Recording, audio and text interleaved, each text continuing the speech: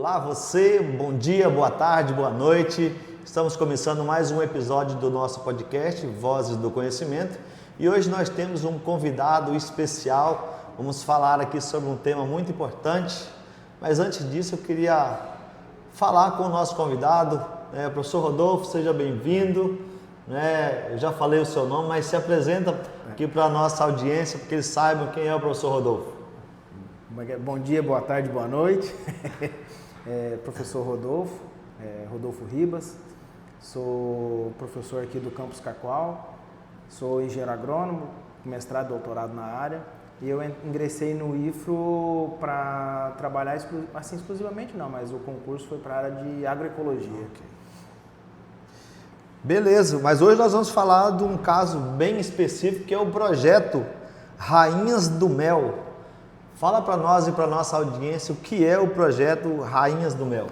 Bom, o projeto Rainhas do Mel foi um edital que foi lançado o ano passado pelo CNPq, o primeiro edital da história do CNPq voltado para a extensão rural, aí a chamada 17.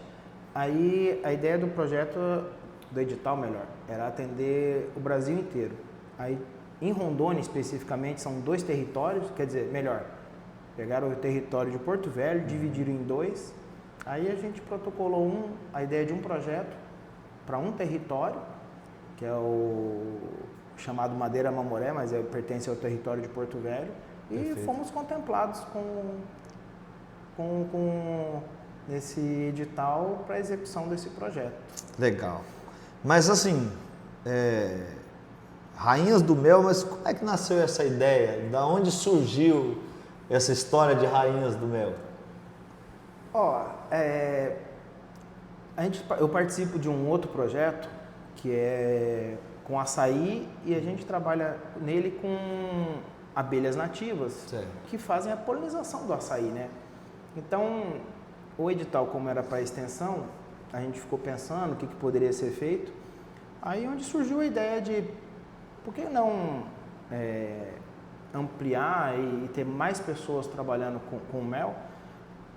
A gente deixou em aberto, na hora de conversar com o pessoal, se apicultura ou meliponicultura, né, abelha com ferrão ou sem ferrão, e acaba que o pessoal deu uma preferência por trabalhar com abelha sem ferrão, a meliponicultura, justamente porque o público-alvo do projeto são as mulheres rurais. Certo. Quando a gente fala de uma mulher rural, nós estamos falando de uma mãe, tem o filho pequeno, e sem ferrão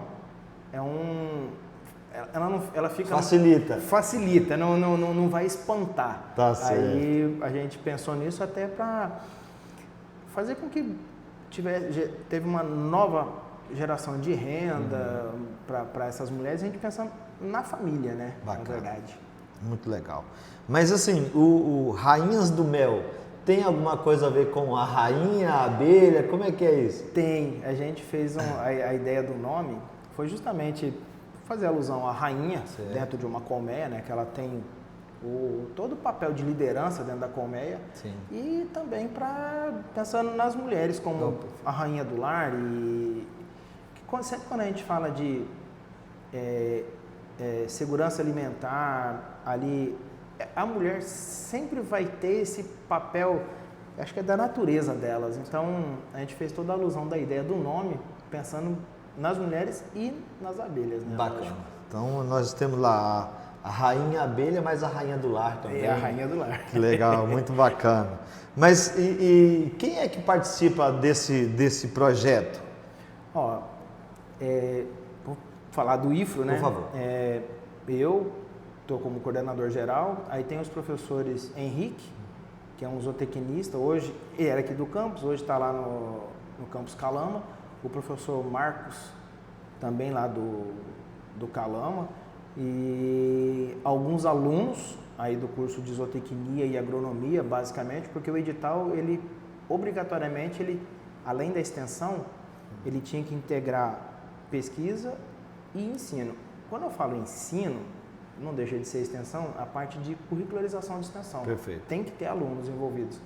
E são 3 associações ali da região de Itapuã e Candeias, né? e Triunfo de Candeias, já é um distrito. Só que o foco nessas associações são as mulheres rurais, que daí é o público-alvo nosso. Esses que são os participantes do projeto. Bacana. E assim, tem alguém aqui da nossa região, da região, vamos chamar de Matas de Rondônia, tem participantes? Não, assim, falando produtores, né? Tem pessoal do Senar, tem assim, daqui, mas a gente trabalhando lá. Que igual eu falei, como contemplava a região específica, o projeto tinha que ser desenvolvido lá. Então, o município mais próximo para nós aqui é Itapuã do Oeste. Nós estamos falando aí de 400 quilômetros. É, o próximo longe. É o mais próximo. Mas, muito bom. Quando a gente fala de rainhas do mel, nos vem em mente produção de mel.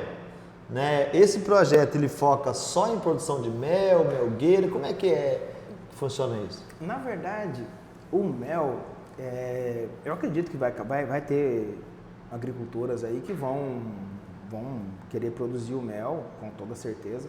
Só que não é o... Não é o foco. Não é que não seja o foco, não é hoje, a princípio, o produto principal. Perfeito. Por quê?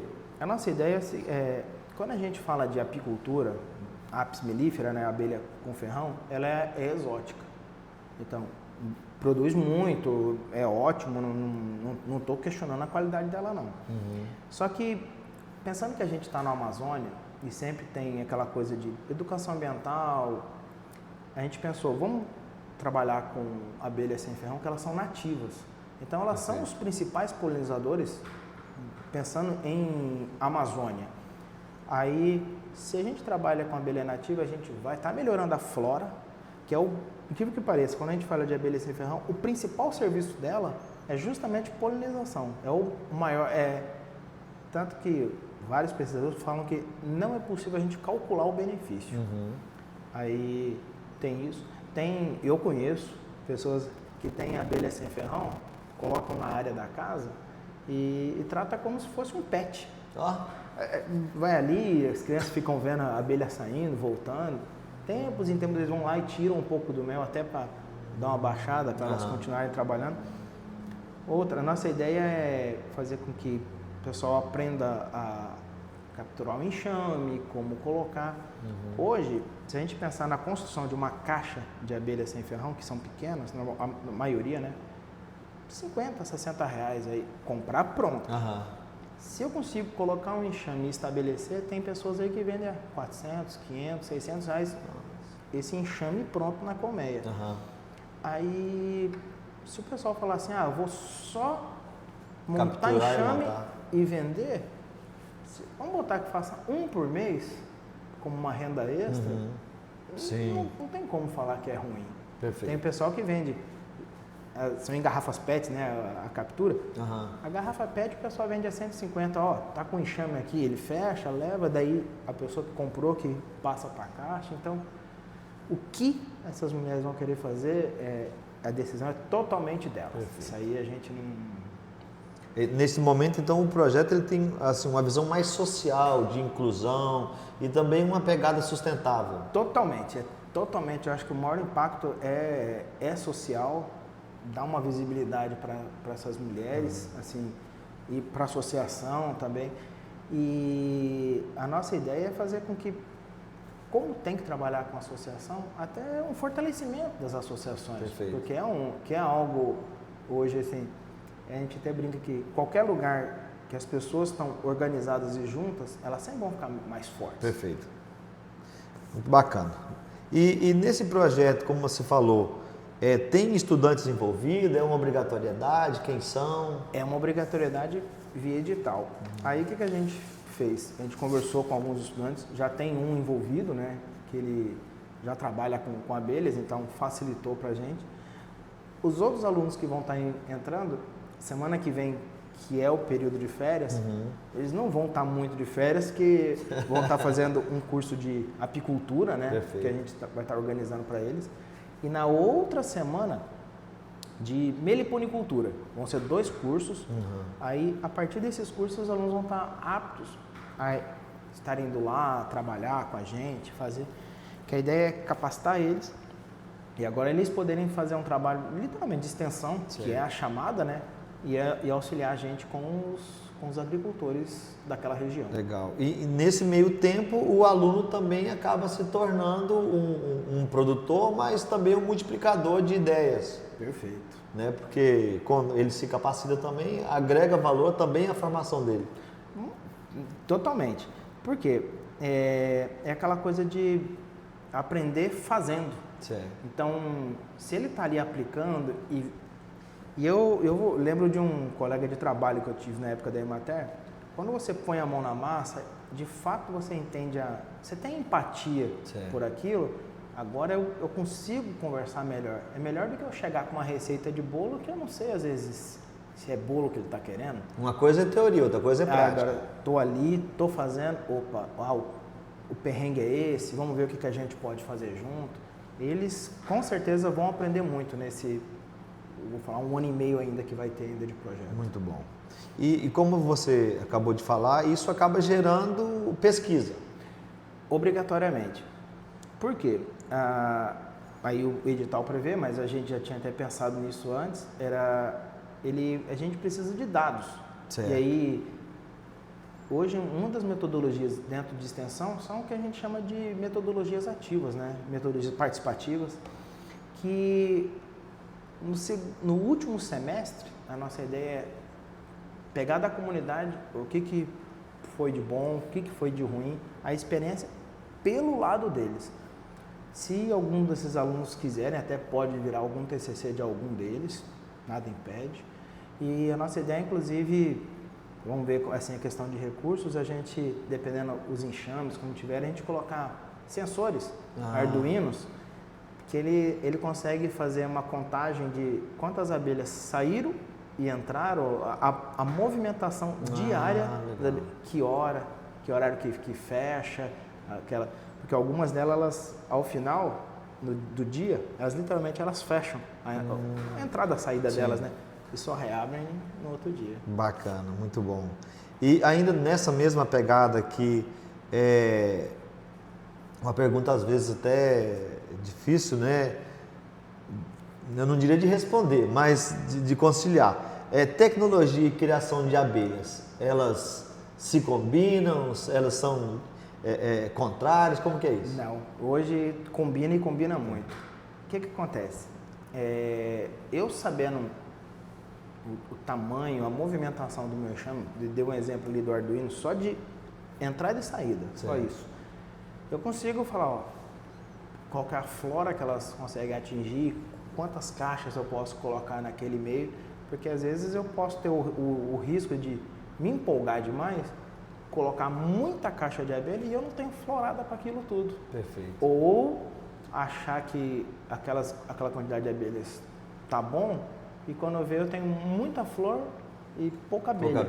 Então, fazer aquela coisa. Então, hoje, eu conseguindo esse mapeamento, inclusive com tecnologia, eu consigo responder isso com muito mais facilidade. Muito bom. E você acha que esse projeto, ele traz sustentabilidade para o meio ambiente? Como é que vocês que estão gerindo o projeto enxergam essa questão da abelha e a sustentabilidade? Tem tudo a ver. É justamente igual eu até comentei que o principal serviço das abelhas é a polinização. Então, eu aumentando uma polinização, eu vou ter um rendimento aí pensando em flora nativa, de frutos que são sementes, né? Certo. E eu acabo tendo uma flora. Aí pensar que tem produtores, principalmente a região que a gente está, eles trabalham com o que a gente chama de biojoias, né? Com sementes. Sim. Então eu tendo até isso facilitado. Você potencializa o local. Eu vou dar um exemplo, uma outra cultura, nada a ver, por exemplo, a cultura da pinha. Durante a graduação a gente trabalhava com ela. E um dos tratamentos era a polinização artificial, ou não, né? E onde a gente fazia a polinização, a produção era mais que o dobro. Perfeito. Se eu tiver um polinizador, não é o caso da pinha, né? O polinizador é outro, facilita a minha vida. Eu não preciso... E reduz custo. Muito. E Ainda tem quem está trabalhando ainda me dá um extra ainda Perfeito. de tempos em tempos. Muito bom. E aí a gente, né, a gente poderia falar horas aqui sobre isso, mas voltando lá para a ideia inicial do projeto, né, o que esse projeto ele diferencia do que tem sido trabalhado e ofertado aí? Você tem um diferencial desse projeto? Eu acredito que o diferencial é justamente a participação da comunidade.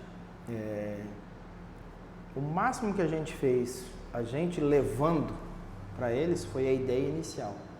A demanda é deles. Então, o pessoal, por exemplo, a gente vai estar indo nesse final de semana, isso foi um pedido já deles, como que a gente faz as iscas, como é que é feito o atrativo para as abelhas, como é que usa uma garrafa PET, enfim, como é que lava ela direitinho, como que eu monto isso e como que eu capturo.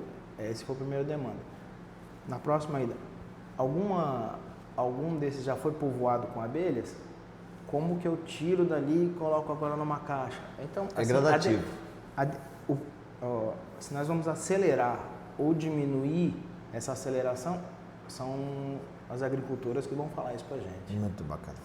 E o que vocês têm procurado nesse meio tempo é trazer um diferencial para o projeto e de inclusão de uma parte da sociedade que às vezes fica ali à margem, né? Às vezes esquecida.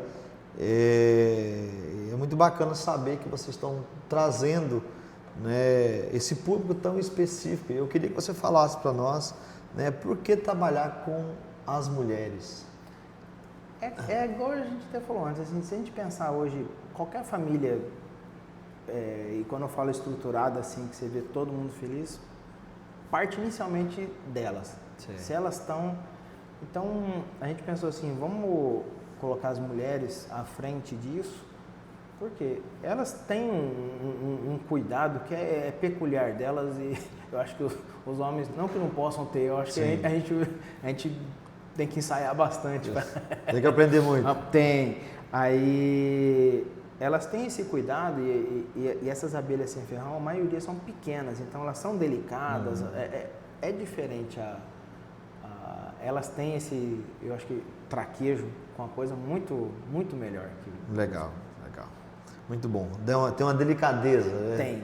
Tem. Elas conseguem colocar. Muito bom. E como é que vocês estão pensando em avaliar os resultados desse projeto? Existe um cronograma? Vocês têm um prazo? A ação ser desenvolvida? Tem um cronograma. Como eu falei, no último semestre, a gente vai começar essa coleta de dados com eles, como era, como foi, onde que poderia ter caminhado melhor. Eles responderem isso pra gente, até para uma ação futura, que eu acredito que não vai ficar só nesse projeto, a gente poder melhorar ele e atender mais eficiente os agricultores, né? Então a gente vai ter, aí principalmente por metodologias participativas, né?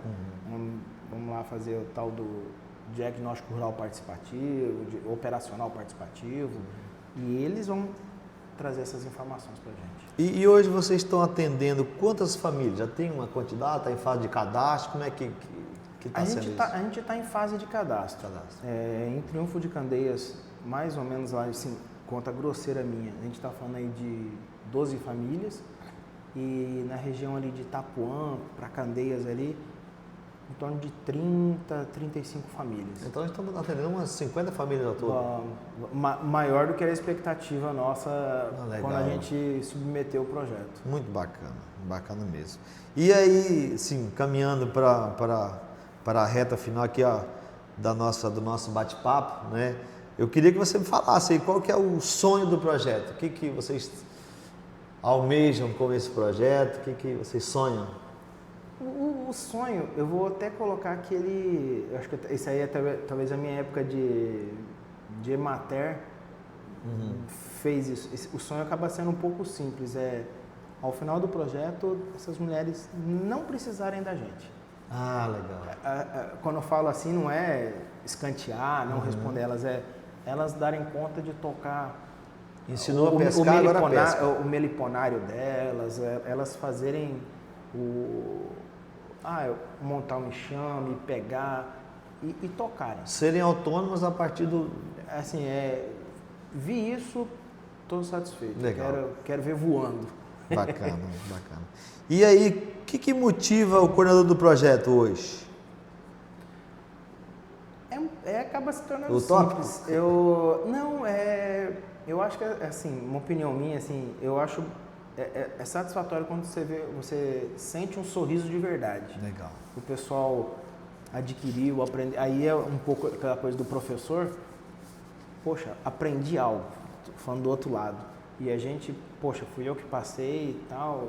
E se Deus quiser, passa o mestre daqui uns dias e vão estar fazendo, igual eu falei assim.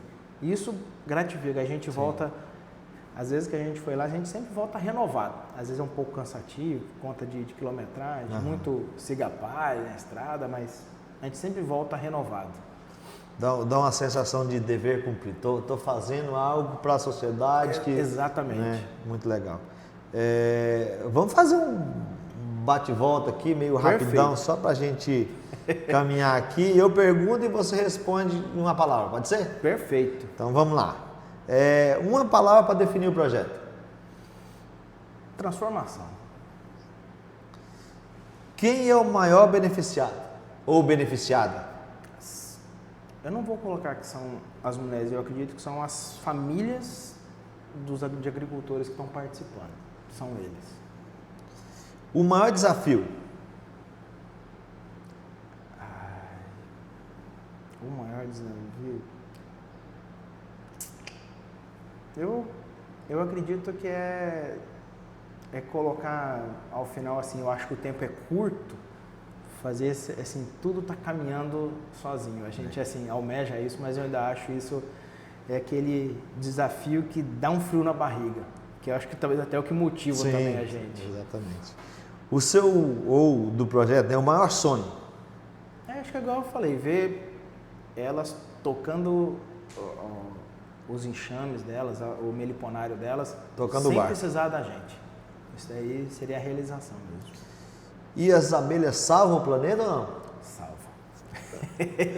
Já até fizeram um filme, lógico, assim, um tom de brincadeira, e elas são importantes assim para todos os biomas do planeta. E para a gente fechar, vale a pena investir na agricultura familiar? Com toda certeza. Se a gente pensar numa alimentação assim saudável, segurança alimentar, não pode excluir eles de forma nenhuma dessa conversa. Legal. Professor, que papo legal, né? Bacana, a gente ficaria horas aqui, mas o tempo passa, né? O tempo voa. Eu queria que você deixasse as suas palavras, né? Para a gente fechar aqui o nosso bate-papo. Fique à vontade. Eu acho que assim, uma mensagem que deixar que todo projeto, acho que ele começa pequeno, ninguém tem que dar um passo maior que a perna, ninguém começa correndo sendo o Usain Bolt, né? Vai treinar bastante, pode até virar. E são nas pequenas coisas que a gente vê grandes mudanças, às vezes. Então, por exemplo, hoje a nossa ideia é vou colocar montar um meliponário. Mas amanhã, por exemplo, um agricultor fala, poxa, eu posso colocar o meliponário junto com o café? Pode, por que não? Quanto que um beneficia o outro, um produto diferente. Eu acho que às vezes começa pequeno e pode... É uma sementinha crescer, que pode crescer e dar muita coisa lá na frente. Legal, muito bom. Professor, muito obrigado por esse bate-papo bacana. Como falei mais de uma vez, né, nós ficaríamos horas aqui falando, mas o tempo não nos permite, né? Quero agradecer novamente em nome do podcast, né? Obrigado por ter vindo aqui falar conosco e destinado esse tempo, né? Muito bom. E para você que nos segue, né? Vá lá no nosso YouTube, se inscreva, coloca lá um comentário, né? Gostou, não gostou, né? Manda para outras pessoas, faz a nossa rede crescer, né? A nossa ideia é trazer novas formas, conhecimento, nós vamos trazer outras pessoas, né, também para poder falar sobre diversos temas. Então essa é a proposta do podcast e nós contamos com você. Tá bom? Valeu, muito obrigado, fui!